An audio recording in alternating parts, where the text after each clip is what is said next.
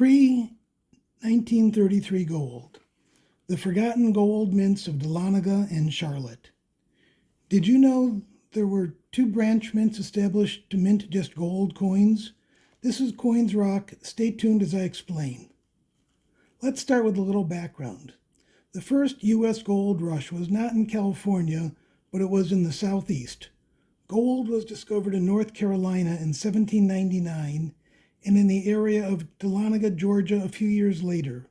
One problem was that the land was under the control of the Five Tribes Indians, so the U.S. government eventually got involved with the Indian Removal Act, clearing the way for gold miners to move in. At that time, the only U.S. mint was in Philadelphia, and getting the gold from the southern gold fields was difficult. There was no safe and easy way to move the heavy gold bullion up to Philadelphia along basically backwood trails, crossing Indian territory in the ever-present threat of holdups by bandits. If the trip of several weeks was successful, the unrefined gold was assayed, minted into coins, and returned back to the South along the same dangerous journey. Pressure began to build for the establishment of Southern branch mints, and in March 1835, President Andrew Jackson signed into law a bill establishing branches at Dahlonega and Charlotte to mint gold, as well as a larger branch mint in New Orleans to mint gold and silver. Construction was started on identical facilities in Dahlonega and Charlotte, and both were completed in 1838. That year, both mints made half eagles with the classic eagle and also produced classic head quarter eagles. In 1839, production continued, joined by quarter eagles from New Orleans. The California gold rush impacted both mints. Many miners left the South to join the richer California gold fields. Also in 1849, production began on the $1 gold piece at both mints.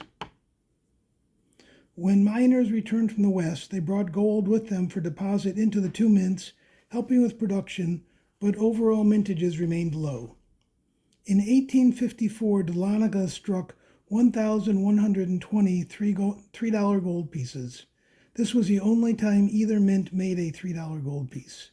Today, it is an extreme rarity, with just 146 pieces certified by PCGS and only 98 by NGC. Prices range from the 5 figures well into the 6 figures depending on condition. Production continued at low levels until 1861, when all three southern mints were taken over by the Confederacy. Just over 2,000 half-eagles were struck under Southern control at the Charlotte Mint, and while the South could have used the gold coins during the Civil War, no additional coins were ever struck again at either mint. While the New Orleans Mint eventually reopened in 1879, Dahlonega and Charlotte ended production after just 24 years each. Part of it was political, part of it was improved transportation, but a large part of it was that the southern gold fields were largely depleted.